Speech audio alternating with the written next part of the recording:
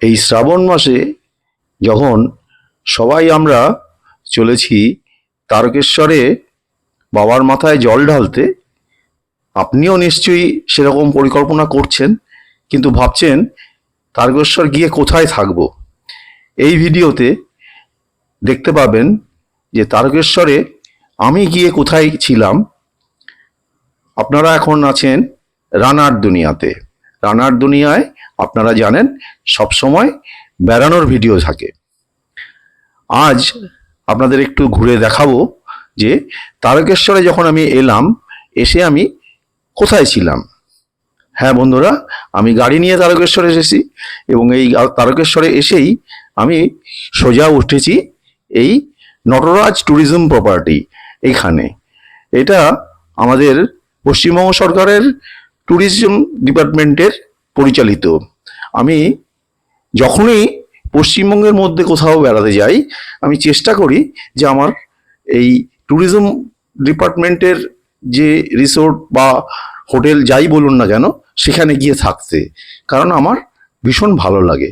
যদিও প্রথমেই কিন্তু আমি বলে রাখছি যে এটা কিন্তু কোনো রকম কোনো প্রমোশনাল ভিডিও নয়, এটা সম্পূর্ণ আমার ব্যক্তিগত যে অভিজ্ঞতা, সেই ব্যক্তিগত অভিজ্ঞতাটাই আপনাদের কাছে শেয়ার করছি, যাতে সামান্য কোনো রকমভাবে ইনফরমেশনে একটু যদি উপকার হয়, তাহলেই আমার ভিডিও তৈরির সার্থকতা। যাই হোক, আমি গাড়ি নিয়ে চলে এসেছি এখানে। এখানে আসার আগে আমি এদের যে সিস্টেম, অনলাইন সিস্টেম খুব সুন্দর। আমি অনলাইন সিস্টেমেই আমার এই অ্যাকোমোডেশন রুম বুক করে এসেছি। প্রসঙ্গত বলি, আপনারা এই ট্যুরিজম রিসোর্টগুলোতে, অর্থাৎ এই প্রপার্টিগুলোতে পশ্চিমবঙ্গের মধ্যে যেখানেই আপনি যেতে চান, এদের ওয়েবসাইট থেকে আপনি ডাইরেক্ট বুক করতে পারেন, অথবা সল্টলেকে যে অফিস আছে সেখানে গিয়ে বুক করতে পারেন, অথবা ডালহৌসিতে যে অফিস আছে সেখানে গিয়েও বুক করতে পারেন, অথবা আপনি যদি সোজাসুজি গিয়ে হাজির হন, যদি রুম খালি থাকে আপনি অ্যাকোমোডেশন পেয়ে যাবেন। তো এখানে এই জায়গাটায় আপনাদের দেখালাম যে বিশাল যে প্রেমিসেস, তার মধ্যে আমার গাড়িটা এখানে পার্ক করতে বলা হয়েছে। পার্কিংয়ের যথেষ্ট সুন্দর ব্যবস্থা, নিশ্চিন্ত মনে এখানে পার্ক করুন। পুরো প্রপার্টিটা কিন্তু পাঁচিল দিয়ে ঘেরা, সামনে মেন গেটে সবসময় 24 ঘন্টায় সিকিউরিটি গার্ড থাকেন। সুতরাং সেফটি সিকিউরিটির সব থেকে বড় যে ইস্যু, সেটাই এদিক দিয়ে 100% নিশ্চিন্ত। এবার আমি আস্তে আস্তে গাড়িটা রেখে আমি এবার হোটেলের রিসেপশনে ঢুকছি। যদিও তারকেশ্বরের যে হোটেলটা, সেটা খুব বেশি বড় নয়, 3 তলা একটা বিল্ডিং, খুব বেশি বড় নয় ইন দ্য সেন্স যে আমি আদার্স যে অ্যাকোমোডেশনগুলোয় থেকেছি, সেটা শান্তিনিকেতন বা দার্জিলিং বা যে কোনো জায়গায়, কিন্তু সেখানে বা বিষ্ণুপুরে আমি রিসেন্টলি থেকেছি, তো বিশাল বড় অ্যাকোমোডেশন যে ব্যবস্থা এখানে অতটা বড় নয়, কিন্তু তবু অনেক বড়। আপনি নিশ্চিন্ত মনে হাত পা ছড়িয়ে থাকতে পারবেন। রিসেপশনে ঢুকেই রিসেপশন ডেস্ক যেমন সমস্ত হোটেলগুলোতে থাকে, এবং আমি আসার সঙ্গে সঙ্গেই আমার গাড়ির পেছনেই ওনারা একজন সিকিউরিটি গার্ড এলেন, বললেন, জিজ্ঞাসা করলেন, আমি বললাম আমার এরকম বুকিং করা আছে।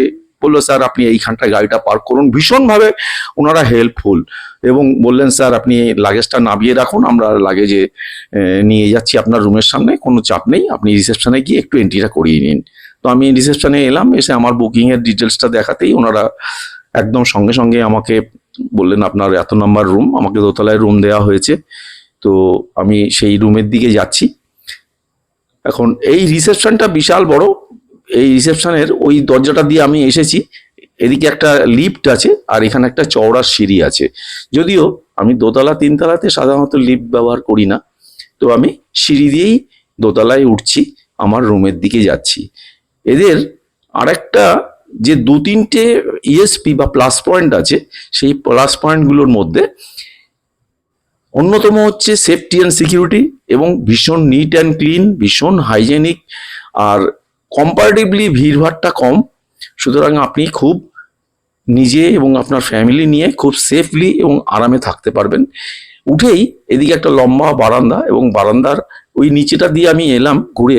বাঁদিকে পরপর রুম আছে, এই রুমগুলো পরপর অ্যাকোমোডেশন দেওয়া হয়।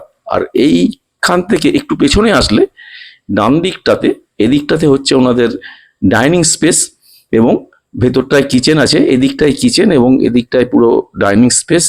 যদিও আপনারা এখন দেখছেন একদম ফাঁকা, এটা খুব ভোরবেলায় যে আমি এসেছি এবং এখান থেকে ব্রেকফাস্ট করব বলেই আমি এসেছি। এখন একদমই ফাঁকা। তো সেই ফাঁকা জায়গায় আমি জাস্ট এদের বললাম যে এই ব্রেকফাস্ট করতে চাই। এদের 2-3টে অপশান আছে, সেই অপশানের মধ্যে বেছে নিতে হবে। তো এইখান থেকে, এই ডাইনিং থেকে বেরিয়ে এদিকটাও, ডান দিকটাও একটা লম্বা বারান্দা মতো আছে। আর যেটা আপনাদের বলছিলাম লিফটের ব্যাপারটা, এইখানটা এদের লিফটটা রয়েছে। সুতরাং বয়স্ক মানুষ একটু কম, যাদের অসুবিধা আছে, তারা এই দিক দিয়ে লিফটে আসতে পারবেন। এই বারান্দায়, এবং বারান্দায় এই সামনেটায় পুরো একটা গার্ডেন মতো, একটা ঘাসের বাগিচা। আর ওই সামনেটায় পাঁচিলটার ওপারটাই কিন্তু ওই মেন রোড, যে রাস্তা দিয়ে আমি এসেছি। যাই হোক, এখন এবার আমি আস্তে আস্তে আবার আমার রুমের দিকে যাচ্ছি। এই জায়গাটা দিয়ে গিয়ে, এইটা হচ্ছে রুমে যাবার মূল দরজা, এইটা হচ্ছে আমার রুম। এই রুমে আমি এখন ঢুকলাম। যদিও আমার মনে হয়েছে যে অন্যান্য প্রপার্টিগুলোর তুলনায় এই প্রপার্টির রুমটা একটু ছোট, কিন্তু তবু দুজনের পক্ষে একদম কমফোর্টেবল, একটা ফ্যামিলির পক্ষে একদম কমফোর্টেবল।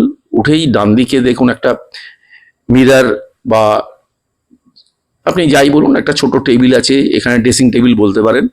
আর এখানে একটা বিশাল বিছানা এবং বিশাল বেডের পরে সামনে আর একটা ছোট টেবিল আছে, ডেস্ক, ওয়ার্কিং ডেস্ক। বাঁদিকে একটা বিশাল টিভি, যদিও আমি কখনো টিভি দেখি না। আর এদিক দিয়ে 2টো বেড সাইড ছোট ছোট টেবিল আছে। মোটের উপরে কিন্তু ভীষণ ভালো লেগেছে আমার এদের অ্যাকোমোডেশন।